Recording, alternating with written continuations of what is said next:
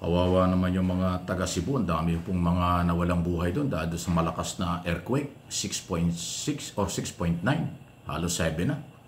Napakalakas na earthquake niyan. Maraming nasirang bahay, government property, kalye, tulay, at yun na nga, buhay.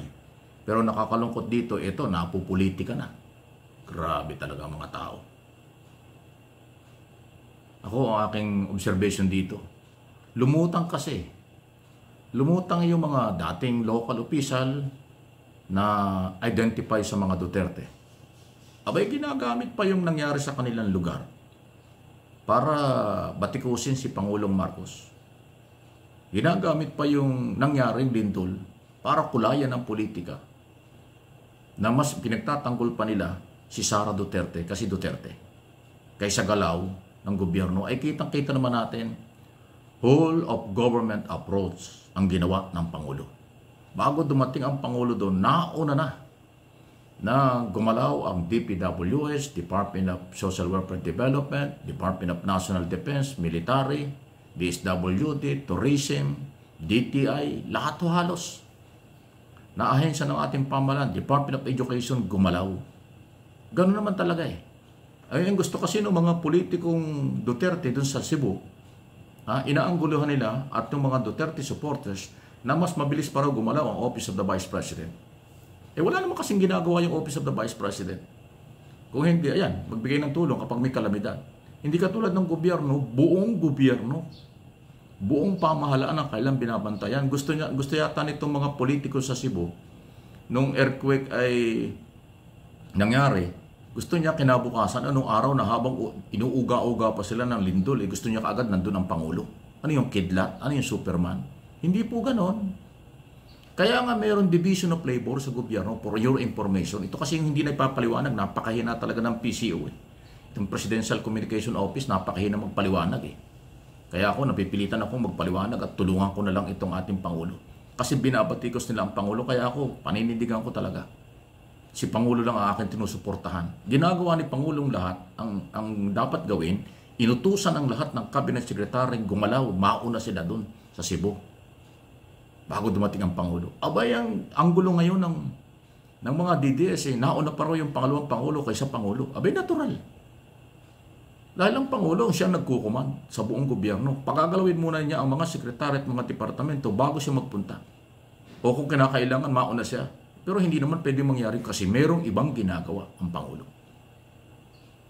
Again, ito naman ho ang pagpapatunay na talon-talo sa mga news operation at propaganda ng mga Duterte supporters ang Malacanang. Yan ang nakakalungkot. Yung kahinaan ng PCSO, lutang na lutang, sa totoo lang. Katulad itong isyong ito. Mas nangingibabaw ngayon sa social media at sa media na si Sara yung bida sa Cebu. Hindi na pag-usapan na yung DSWD, yung DND, at iba pang departamento at sekretary naunang nagpunta ron at nag-asikaso ng problema. Kahit si Secretary Dizon, napaka-busy sa kampanya sa korupsyon sa DPWS, nauna pang nagpunta ron. Pero ang lumabas sa media, si Sara Duterte ang bida. Tapos sinakyan itong mga politiko dyan sa Cebu, lalo na yung mga dating politiko na pro-Duterte, itong iso. Yan ang dahilan ng paulit-ulit na natatabunan ang galaw ng Malacanang.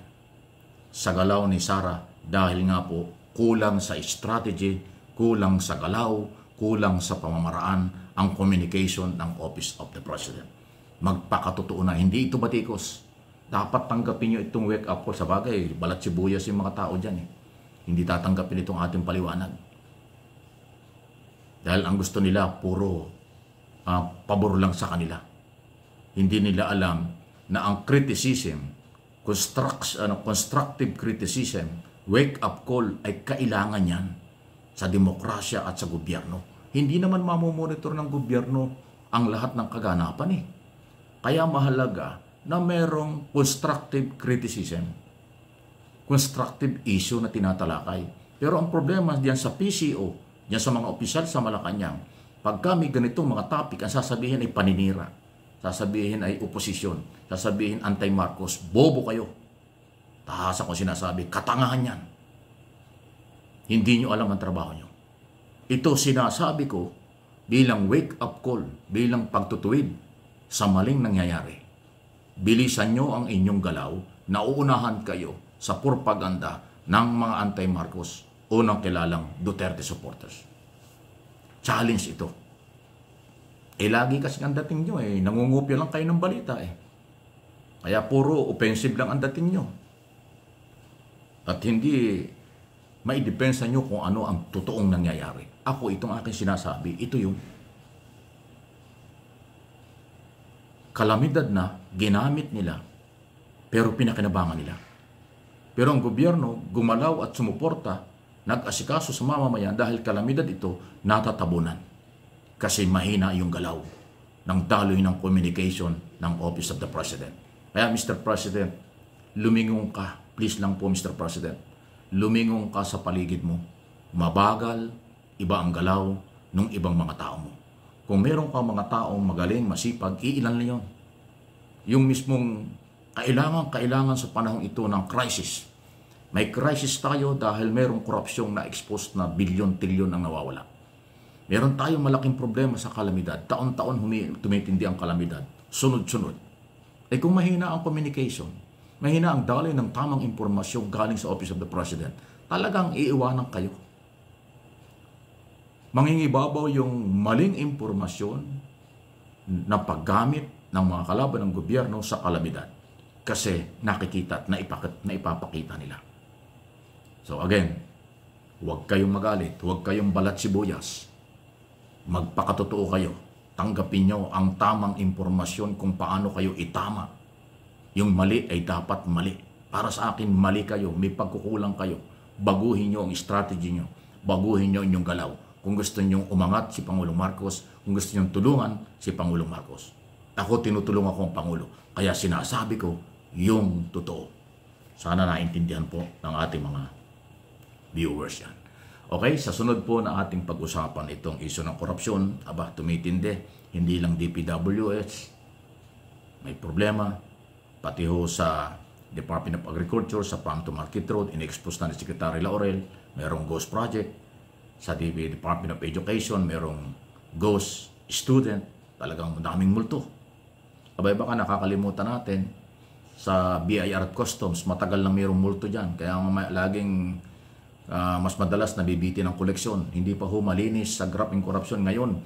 Nabalitaan na ba ninyo, mayroong 2 official ba o tauhan ng BIR? Extortion. Hinuli ng BIR. So mayroon talagang gumagawa pa rin. Pagpapatunay yun. Mayroong nahuling 2 tauhan ng BIR na mali ang ginagawa. Extortion ng galaw. Kaya pagpapatunay na may corruption pa rin sa kanila. Sa customs naman, hindi naman maiwasan yan. Napakatindi ho ng corruption pa dyan hanggang ngayon. Hindi pa ho nagtatagumpay 100% si Nepomuceno. May problema pa rin. Magpakatotoo tayo. Okay? Dito sa Department of Transportation, napakarami rin project dyan. Tulay, highway, mga pier. Marami rin kalokohan dyan. Dito lang ho sa LTO. Diyan ho sa LTFRB, sa mga prangkisa. Sa LTO, hindi pa ho natatapos ang problema dyan. Sa Bureau of Immigration, Department of Justice, marami pa rin illegal alien na hindi mo malaman kung paano naging Pilipino. Magkano ang lagayan dyan? Noong araw, kalahating milyon ang lagayan dyan para maging legal na Pilipino kahit na hindi naman Pilipino. Ewan ko ngayon, mukhang nag-improve pa at dumadami pa. Marami talaga. Huwag kayong maniwala na walang korupsyon. Meron talaga. Inumpisahan ni Pangulo ang expose ng korupsyon sa DPWH, dapat sundan. Dahil meron ho talaga mga departamento may problema pa dyan.